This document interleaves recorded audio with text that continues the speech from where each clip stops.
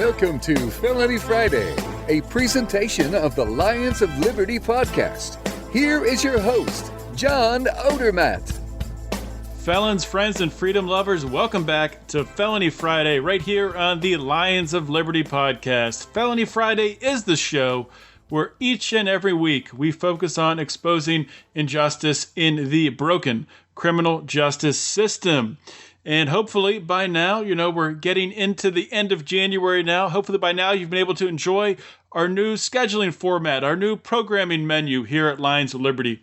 You've now heard Mark Claire in his new exclusive Monday time slot where he's been doing interviews and been hosting roundtables, and where he's been doing his new feature, his Letters of Liberty, where he's been answering questions submitted in our Lions of Liberty forum, which is on Facebook. And you can join that Lions of Liberty forum by going to Facebook, punching Lions of Liberty forum in the search bar, and we'll get you right in, and you can ask questions there. Or you can also ask questions. You can send them directly to Mark. You can send them to Mark at lionsofliberty.com. That is Mark, M-A-R-C. So feel free to do that either way, to reach out to ask Mark some questions that you have on your mind. Then every Wednesday, of course, we've been having, it started the beginning of January, Electric Liberty Land, which is hosted by none other than Brian McWilliams. It's an entertaining show. It's a current event show. Brian is doing a pretty awesome job of keeping up to date and giving you a really nice little snippet at the beginning of the things trending in politics, trending in liberty, giving you all of your Donald Trump updates and a libertarian perspective on that, as well as bringing on some pretty cool guests to talk with. I know in episode 3, he had on one of my favorites, the host of the Johnny Rocket Launchpad, Johnny Adams. So that was a cool episode. And every Friday, of course, you have Felony Friday, which is what you're listening to right now. This is the show where we shine a light on the broken criminal justice system. And today we're going to be doing that in a little bit of a different way. Today's show, I'll be interviewing Jeff Mould. Now, Jeff has started a website that not only helps felons to get jobs once they get out of prison, once they get out of the prison system, but it also provides felons with a plethora of other resources that felons need. Anyone with a criminal background who's trying to find a job, trying to reintegrate into society, things they need, different training, if they need to find a lawyer, different things like that. It's all at this website, which we're going to talk about. It's called Second Chance Jobs for Felons. We're going to go into detail talking about the website.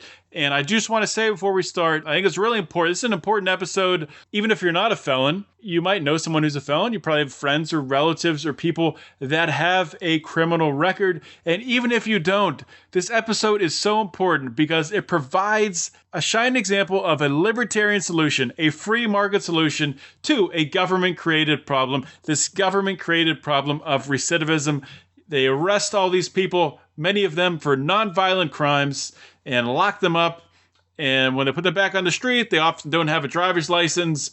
They can't get a credit card, can't get a bank account. They're basically screwed. And of course, the government does nothing to help them out. But this is where people like Jeff and the free market can step in to fill that void, to help people to get back on their feet and to help people to find a job and to add value in society. So I'm excited for you to hear more about Jeff's free market solution. And I'll introduce Jeff in a minute. Before I do that, I do want to steer you all to the show notes page. You can find links and notes to everything that we're going to talk about during this interview at lionsofliberty.com/FF56. This is episode number 56. Today, Jeff Mould joins us on Felony Friday. Jeff is the founder of the website called Second Chance Jobs for Felons. Jeff was inspired to launch this venture after running into his own legal troubles and experiencing firsthand the stigma that former felons have to deal with, what they have to overcome when they are searching for a job. Through his website, Jeff has been able to help formerly incarcerated people transition back into society by helping them to find employment so they can add value to society. Second Chance Jobs for Felons offers resources that assist felons with finding jobs and so much more, where they can actually add value to society, where they can find employers who are open to hiring citizens returning to society after being incarcerated. Jeff, welcome to Felony Friday. Thanks for having me, John. Pleasure to be here. Well, thanks for coming on. I do appreciate it. And I appreciate you coming on to share this story, to talk about this really fantastic website. I think it's a great idea, a very creative idea. And I do want to learn more about that throughout this interview. But before we get into that, before we start talking about this powerful job tool that you've created to help former felons, convicted felons who are now on the outside to get a job, I do want to give our Felony Friday audience a chance to get to know you just a little bit better. So I'll start with just a general question. Where did you grow up? Where'd you go to high school? What's your background there? I grew up in right outside of Washington, D.C. Went to high school in D.C., private high school, and then graduated high school and went on to Frostburg State University, attended Frostburg, and left there after 4 years when my financial means ran out, and went into the workforce. I worked upon leaving Frostburg, I immediately went to work for BAE Systems as a network administrator and spent several years at BAE Systems. Left BAE Systems, went into Pitney Bowes, worked there for about 6 months. What type of work was BAE Systems? Network administrator, computers, network administration. Then your next job after that was the same field? The same field, yes. Okay. Just another question. So growing up in Washington, D.C., obviously, throughout your life, in order to start this project, you developed an interest in the plight of felons. I'm curious if you had, growing up, if you had any interaction with people that had a criminal record, if you knew any other people who had been in trouble to that degree? No, not growing up. I had not. Not growing up. So you yourself, like I said in the intro, you did have some legal problems. Can you go into that, or are you willing to talk about that? Absolutely. So about 2006, I was in a business venture and got mixed up with a individual who was, I'm not quite sure where he was getting the money, but he was laundering money, and he was funneling money through my business and essentially laundering it. And I got mixed up into that aspect of it. Ended up getting charged with grand theft, over $10,000. What type of business did you have? Computer equipment, website design. Was he a business partner or just a contract or a client? He was a business partner. He came in as an investor, and that's how I met him. And, things started out really good. But as time went on and he was shoveling more money into the company, I kind of had a feeling something wasn't right. And, I probably should have stepped back at the time. But, it's easy to get lured into that lifestyle and, the fast money. And, I was able to afford things that I wanted to do and go where I wanted to go and, do what I wanted to do. So I didn't really view it as committing a crime, but it's, essentially I was an accomplice to him in doing that. And so how did it all go down? Was there a sting operation? How were you arrested? Well, after about 6 or 7 months of working with him, I knew what he was doing, and we grew increasingly bold into it. And he was giving me checks written out to the business to deposit. And, I kind of knew that the checks were bad. And every time I would go to the bank to make a deposit, the tellers would take increasingly longer and longer, and they would always, the computers are running slow today. And, there was always something with the computers. And, but to go and make a deposit and have it take 20 minutes to make a deposit, it's either a really slow computer or something's up. Right. So I guess about a month later, I walked into the bank and, deposited a check, and the teller's, same routine. And so I'm standing there and waiting and waiting and waiting. And the next thing I know, there's a tap on my shoulder, and there's a police officer there. And he says, "Hey, I need to talk to you." So that was the start of it. And it went down from there. So were you arrested on that day, or were you interviewed? Or I was interviewed, and then about a week later they came and I had a knock at the door, and they came and arrested me, and they had a search warrant. They searched the house, searched all my computer equipment, took all my computer equipment, took files and everything like that. So ultimately, what crime were you charged with? I had several charges, numerous charges, in typical law enforcement fashion. They want to pile on as many charges as possible. It's throw spaghetti at a wall and see what sticks. Exactly. So I had about 30 or 40 counts of grand theft. And then I had several using a credit card. I forget what it is. And then numerous, defraud a financial institution or something along that line of scheme to defraud a financial institution. Mm-hmm.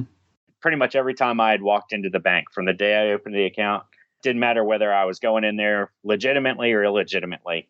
If I used the ATM, if I ran something on the company credit card, all those were schemed to defraud. Wow. Yeah. They lumped literally every interaction or every transaction you had with the bank was lumped in. Yep. Everything I did on that bank was considered a charge on the scheming to defraud. So what did you end up getting convicted of then? I pleaded it down. I took a plea for 1 grand theft and 1 scheme to defraud, and ended up serving a 2-year probation sentence, supervised probation sentence on it. Okay, so you didn't actually have to spend any time in prison. Nah, outside of the the initial incarceration. Well, waiting on my initial hearing for 17 days. That was the limit of my time. Okay. So you're on probation for 2 years, obviously pretty limited in what you can do working. Very limited. Just based on that. So talk about that for a little bit. I couldn't have a bank account. I couldn't have a credit card. I couldn't use the internet. Couldn't have a cell phone. So, it was like taking somebody and picking them up in the year 2007 and placing them back in like 1950. It was, and you don't realize in life how, the little things that you take for granted, using a cell phone or having any kind of internet access, having a bank account, which makes, having a job adds to another challenge, which, increases your costs because now you're paying to get your checks cashed at different places. You're always carrying, a wad of cash on you. It's a challenge, from that aspect. I'm not saying that it couldn't have been more challenging, but it was definitely a challenge from that aspect. So how did you navigate that? Did you have family and friends that helped you out? How were you able to make enough money during that time period in order to afford rent and food and things like that? Well, I actually had, I had a good, strong family background, which helped significantly. Without that, I definitely would not have been able to hire, the attorney that I was able to hire. Yeah, I had a place to live. So that helped significantly. And everything I did from a living perspective was just, I was living with a friend. So, paying rent was just giving him cash. So that aspect worked out okay for me, but I couldn't travel. I couldn't, there was couldn't leave the county. I couldn't leave, I was stuck. I had to get rid of my car. I had to get rid of, everything because, it's tough to have insurance when you don't have a bank account. It complicates things, to every extent. And, finding a job without a phone, is a huge challenge. What types of jobs were you able to find at that point? Restaurant. And ironically enough, I started doing marketing, working for a company doing marketing and, helping them set up their marketing and everything like that. Okay. So this goes on for 2 years and then you're off probation and I'm sure relieved. Did you find after that as you continued to look for employment or, seek different careers that the felon label attached you? Did it hinder you? Did that stigma stick with you? Well, going back to my job history, I had a pretty strong job history. I'd worked for, several large, telecom companies and computer companies and defense contractors, prior, so I had contacts, but obviously going back into some, you're not going to walk out and get a job in the defense world. And I was overly scared at first to discuss it or talk to anybody about it. And I went back to what I had done in high school and what I had done, throughout college. And that was working in a restaurant where, people don't ask questions, and did that for several years, and was able to, build up a little bit of a savings and get my feet back on the ground and, get where I am today. So you're working in restaurants for about how many years did you work in restaurants at that point? 6. Like 6 years. 7 years. So when does this idea start to knock around in your head to start a website for felons to find jobs? Where did this initially come from? Well, initially, when I was going through the probation myself, I had to go to a probation officer, pretty much I had to check in almost daily, and I was experiencing it firsthand myself, so things started to click a little bit. And every time I would go into the probation office, I would always, read the bulletin boards and, read what was laying around and listen to people talking amongst themselves in the waiting room, and hear the conversations and the struggles that everybody is dealing with, and immediately my mind is going back to, my technology background and thinking, there's got to be a way to serve and to help these people. So I started thinking about it at that point. But when it really came to an idea was, after about 5 or 6 years in the restaurant world, I was just burned out from that. It was, let's really start putting pen to paper and coming up with an idea. So it's about 2013, right in there, started with a company called HaveHigher that I founded. And HaveHigher, the sole purpose of that was going to be a monster.com for returning citizens. So it was only going to be job postings, only going to be, ability to search and apply to job openings that are for felons. But the biggest problem with that is, as I quickly learned, is that it's very difficult to sell employers on the idea of, hey, post your job here, pay me to post your job, but the only people I'm going to send you have criminal records. So there was a lot of pushback and a lot of, resistance, and it definitely was not going to scale by any means. It's only been really recently in the past, what is it? I don't know, maybe 3 years where there's been more of a movement, really a national movement with Ban the Box and stuff like that in order to, sort of remove this stigma from people with criminal backgrounds, helping them to actually get out of the system to stop this crazy problem we have with recidivism. But 5-10 years ago, nobody was talking about it. Absolutely. And we're slowly seeing that trend with the Second Chance Jobs for Felons.com website, is that we're seeing more and more employers reaching out to us saying, hey, can we list our job posting on your site? Which is huge. That's we didn't see that, even, a year or two ago, to the extent that we're seeing it now. It's definitely a good sign that stigma is slowly changing, that perception is slowly changing. So you first started this, it's called HaveHigher? That was the first one? That is, yes. How did you spell that? HappHire. What did HAP stand for? Does that? Well, HAP is actually is another word for chance. So it was supposed to be chance, like a chance hire. Okay. And that's kind of where it really evolved from. Thought it might be an acronym. No. I couldn't get that lucky. I wasn't that creative.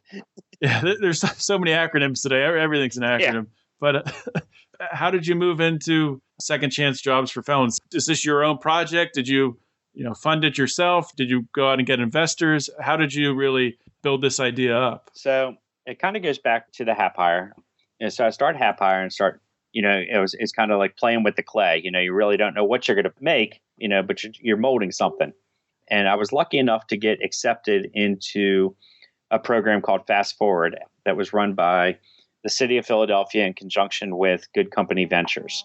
And they gave us a small stipend to get started and to, provide some guidance and some, business advice and everything. So as I was going through that program, you realize that, you're trying to build a house, with toothpicks or something, it wasn't going to work. Mm-hmm. And I had some savings built up. So finally, at the end of 2015, and after toying with this thing for about a year and a half, 2 years, look, I said to myself, I got to come up with something different. And HaveHigher, obviously the name's not working. Everybody that I talked to said, that name doesn't work. You got to change the name. So rebranded as Second Chance Jobs for Felons.com and started in January of 2016. And I said to myself, I'm going to give it a year, and I'll just keep adding to the site and adding to the site. And, we'll see where it is in a year. And if it's doing well, we'll go further. And after about 6 months in, it was doing far beyond what I had expected. And what I had learned was that a lot of companies won't admit they will hire returning citizens or won't give you a straight answer. And just because one returning citizen gets hired by XYZ Corporation doesn't mean that every other returning citizen is going to get hired by XYZ Corporation. So, hiring decisions aren't just based, a lot of times because a returning citizen isn't hired, they naturally assume, which is understandable, that the reason they weren't hired is their background. But that is not always the case. A lot of times they might not be hired because they don't have the experience, they don't have the education, something else is just missing. So what we started to do with Second Chance Jobs is build out a algorithm that looks more at the individual's background. So in its current state, it's very limited in the amount of information that it collects. So it wants to know the number of felonies, the time since your last conviction. Was it a conviction or an arrest? Was it a felony or a misdemeanor? And then it looks at the jobs that you're searching for. So if you just walked out of the fence and you're looking for a senior management position, you're probably not going to have a good chance of getting that job. It really kinds to set the expectations, a little bit better. And it's understandable. People have families and, to support, and they want to support themselves and they want to change their lifestyles. But, you can't always walk out to the same position you were in before you walked in. Right. And that's a hard pill to swallow sometimes for people, that they're not going to get the $15 to $20 an hour job, that they're going to have to take that $10 an hour job. But you don't have to take it for a lifetime. You got to understand that that's only temporary. You just need to reprove yourself to society and take it, work on it, work that job, you work the hardest you can. And, while you're working that job, continue to look for something better and just keep improving yourself and look for new opportunities. That's really the only way that you're going to find a job as a returning citizen. Right. So is this a nationwide program? It is. So you're pulling literally the entire United States job pool. I'm kind of curious how that's got to be something that I'm sure you have some sort of extraction tool set up to do that, to sort all that data. But roughly how many jobs are you going through? I don't know, like per week? Just over 1 million a day. Wow. That are searched. And we have partnerships with job providers that, feed us their postings. We have a strong partnership with ZipRecruiter, who feeds us job postings. And then we further scan those postings down to something that's, a little bit more tolerable. And obviously there's jobs that there's just not going to be a chance for a returning citizen to get. You're probably not going to get hired as a police officer. You're probably going to have a hard time finding, defense contractor type positions. That's just the nature of the beast. So you can immediately just kind of throw them out. But then there are some jobs that aren't as challenging to get. We're constantly scanning the job postings that are sent over. Right now we have, I couldn't even tell you how many job searches are done on a daily basis, or how many applications are submitted on a daily basis.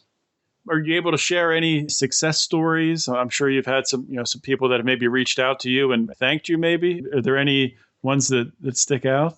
I don't. And one thing that Second Chance Jobs has really done, and it's kind of a blessing and a curse at the same time, is we don't track anybody. We don't track your use. We don't track how you go through the site. Oh, that's cool. So we can't associate an individual with a job application. And we are working on adding some advanced features that will do that. People request to be able to build their resume. So we're putting in a resume builder, and being able to track the jobs that they do apply to. We're getting requests from users to add those features, and we're slowly starting to get that built out and rolled out. But right now in its current state, we don't track, how the individual uses the site. Obviously we have some basic statistics of, what pages they visit and, how they move around on the site, but we can't, say, oh, that was John that came to the site and looked at, these 3 pages. We don't track that information at all. Okay. I'm curious, do you get most of your traffic just from Google, people searching and finding the site, or how are people finding this job tool? I'd say probably 60% of our traffic is Google and other search engines. Probably about 20% is social media. And then another 20% is referrals. We've built some good, strong partnerships with several reentry programs across the country, that kind of use us as a, hey, use this job search tool. So that's where our traffic pretty much comes from right now. Okay. I've just one more question. You mentioned before that after doing this for 6 months, it far exceeded your expectations. So is this something that you're able to do now full time? And what do you mean by, I guess, what were your initial expectations that it exceeded? One visitor? No. It is a full-time job. It's always been a full-time job. So I've been all in for 3 years, a little over 3 years now. I do an occasional consulting, web consulting, job here and there, helping people out with things. But beyond that, this is it. This is full time. Initial expectations were that I don't really have a definitive number in my head, as far as traffic, but to the site. But right now it's averaged at about 50,000 users a month to the site. And initially, I thought it was going to be only job postings that people would want, but job postings is actually probably only about 50% of what people come to the site looking for. They're looking for connections to programs. They're looking for connections to training. They're looking for answers to questions about daily life. They're looking for information about housing. And that's one thing that we're working on building out is our housing directory. If you think finding a job as a returning citizen is a challenge, finding housing is impossible. It's extremely difficult. And I think that only leads to, recidivism rates increasing greatly because the housing issue is so bad. So we're working on ways to try and to solve that problem as well. It's really turning into a resource that is not a one-stop shop, but a place where somebody can go to get information to help to hopefully solve a couple problems that they're facing. Exactly. Whether it's they need an expungement attorney or they're looking for the one-on-one community service. We've got a lot more programs that we're going to start adding in as far as connections to like AA or NA or, any of those type programs. And I call it an online library for returning citizens is really, what we don't try and provide generic advice. So we try and provide, as much information about programs and services as we can. That's really interesting. Yeah, I had no idea that it was that far outside of that expansive, outside of a job search tool. That's really cool to learn. I do want to ask you one last question. If you can just share with the audience, once again, what the website is and maybe some other ways that people can interact and maybe help out with this venture. The website, again, is secondchancejobsforfelons.com. So it's spelled out secondchancejobsforfelons.com. And we're always looking for new programs. So if you know of a program in your area, if you know of employers, we're always looking for more information, for more data to add to the site. So attorneys that are into the expungement, and post-conviction relief, whether that's, expungement, whether that's record sealing, whether that's pardons, we're always looking for that information to add to the site.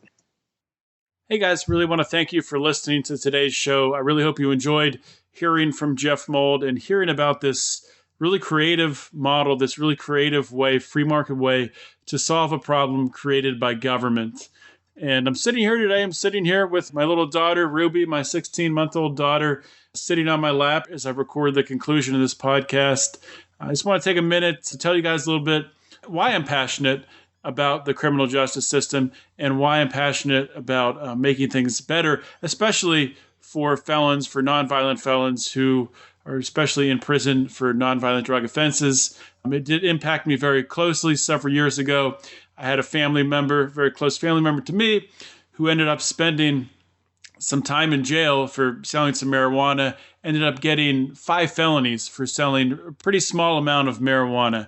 And it didn't ruin his life because he was able to have support from his family and from friends and people helping him out. And that helped him get through it. But it really opened my eyes to see if somebody doesn't have that family support, if they don't have somebody to step in to help them out, to give them a job, then they can very easily be screwed and very easily be sucked back into the system. And that is really why we have this problem with recidivism today. So I just wanted to share that with you guys. This is something that I'm passionate about. This is something that I really care deeply about. One of the reasons why I'm just so excited to hear that Jeff Mould has put together a product like this, a website like this. I think it is so necessary, and it hits on such a pain point in society. I do want to tell you guys, if you did enjoy this show, I hope you did. If you have some suggestions for things you'd like to hear me talk about, if you have some ideas for guests you'd like me to have on, you can shoot me an email to felonyfriday@lionsofliberty.com, and I'd love to chat with you. I mentioned earlier in the show, in the intro, the Lions of Liberty Forum. You can reach out to us there. It's a great discussion forum. We have, we're growing pretty rapidly now. It's easy to join. Just go to Facebook, punch Lions of Liberty Forum in the search bar, and we will get you approved. A great way you can help us out, probably the best way you can help us out, if you listen on iTunes, even if you don't listen on iTunes, is by going to iTunes and giving us a 5-star rating and leaving a nice review. That really helps us out with the iTunes algorithms, and iTunes is the largest podcasting library out there. We want to grow this show. We want to reach more people. We have to grow our presence on iTunes. So if you haven't done it yet, please think about doing it today. And as always, you can share the show, share it on Facebook, share it on Twitter. That's it for today's show, guys. Thank you so much for listening. This is John Odermatt signing off. Always remember to keep your head up and the fires of liberty burning.